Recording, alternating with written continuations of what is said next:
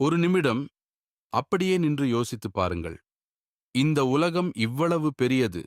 கோடிக்கணக்கான மனிதர்கள், ஆயிரக்கணக்கான தாய்மார்கள்.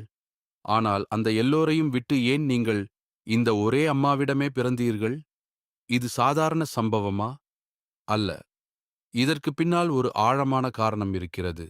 இது தற்செயலாக நடந்தது இல்லை. இது ஒரு தேர்வு. ஆனால் அது உங்கள் மனம் எடுத்த முடிவு அல்ல.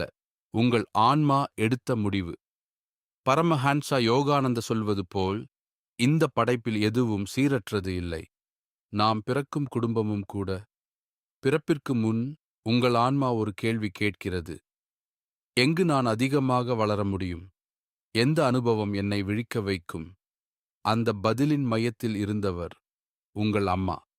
அவர்கள் உங்களுக்கு உடல் கொடுத்தவர் மட்டுமல்ல. அவர்கள் உங்கள் வாழ்க்கையின் முதல் கண்ணாடி. அன்பு என்ன என்பதை முதலில் உணர்ந்தது அவர்களால். வலி என்ன என்பதை புரிந்தது அவர்களால். ஆறுதல், பாதுகாப்பு, பயம், எதிர்பார்ப்பு, இந்த எல்லா உணர்வுகளும் உங்கள் உள்ளத்தில் விதை போட்டது அவர்களே.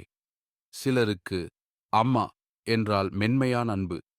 சிலருக்கு அம்மா என்றால் சொல்ல முடியாத காயம். ஆனால் இந்த இரண்டு அனுபவங்களும் ஒரே நோக்கத்திற்காக உங்களை விழிப்புணர்வுக்கு கொண்டுவர. நீங்கள் கேட்கலாம், ஏன் அவள்தான் எங்கம்மா? அதற்கான பதில், அது நடந்தது அல்ல.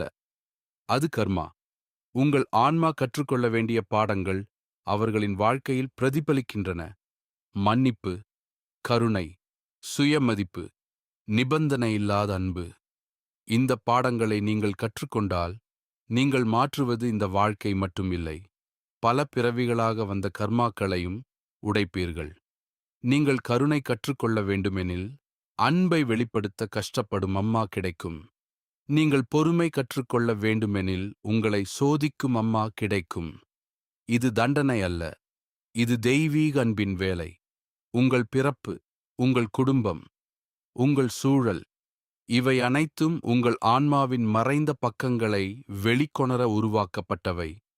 அவர்களின் கருவறை உங்கள் வாழ்க்கையின் முதல் கோவில். அங்கேதான் நீங்கள் முதன்முறையாக உணர்ச்சி, ஆற்றல், வாழ்க்கையை அனுபவித்தீர்கள்.